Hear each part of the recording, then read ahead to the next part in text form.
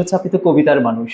তো বর্তমান সময়ে যারা কবিতা লিখছে তারা অনেকেই জীবন কিংবা জীবিকার ঝুঁকি থেকে তারা উপন্যাসের দিকে পা বাড়াচ্ছে, তারপর হচ্ছে গল্পের দিকে পা বাড়াচ্ছে, অর্থাৎ গদ্যের দিকে যাচ্ছে। তো আপনি কেন এই ঝুঁকি নিয়ে কবিতা এবং শিশুদের জন্য এখনো লিখে যাচ্ছেন? আসলে দেখুন, আমি আমার নিজেরও তো 2টা কাব্যগ্রন্থ রয়েছে। আমার প্রথম বই ছিল কাব্যগ্রন্থ। জি।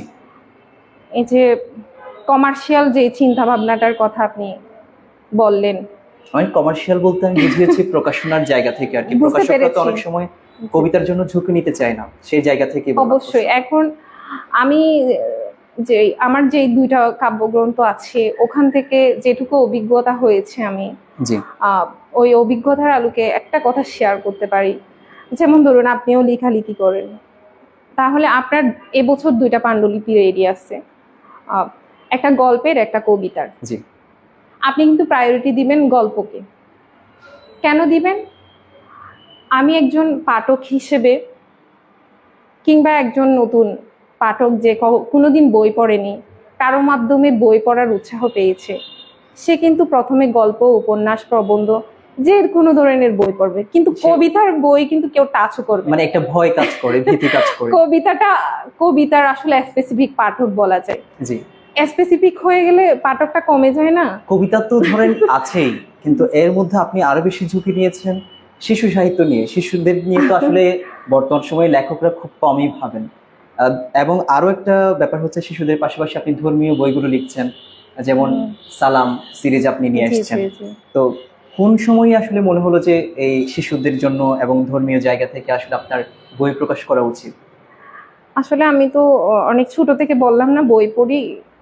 আম্মু যখন টিফিনে কিছু খাওয়ার জন্য টাকা দিতেন, 8 টাকা 5 টাকার কিছু বই ছিল, ছোট ছোট গল্পের বই, ভূতের কিংবা অন্যান্য বিষয়গুলার আর কি, ছোট ছোট ওই যে জলপরি, এরকম পরি টরির গল্পগুলা পড়তাম। হতো কি রাতের বেলা ছোট সাইজের বই পাওয়া যেত।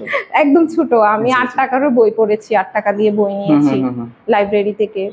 সরি, লাইব্রেরি ছিল না আমাদের, কি স্টেশনারি দোকানের মতো ওইখানে বই ছিল ছোট ছোট, ওখান থেকে কিনে পড়তাম। হতো কি রাতের বেলা ওগুলো ইমাজিনেশন করতাম। ভূত, ওই যে বড় গাছ দেখলে ভয় লাগতো, ছায়া দেখলে ভয় লাগতো।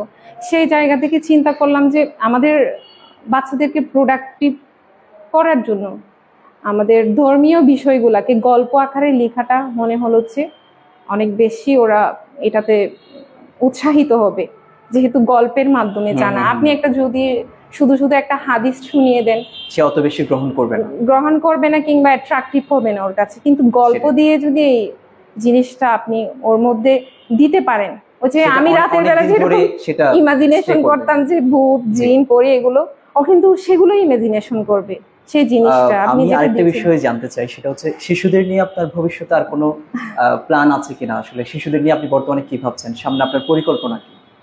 আসলে শিশু অঙ্গনটা তো অনেক বৃহৎ একটা অঙ্গন।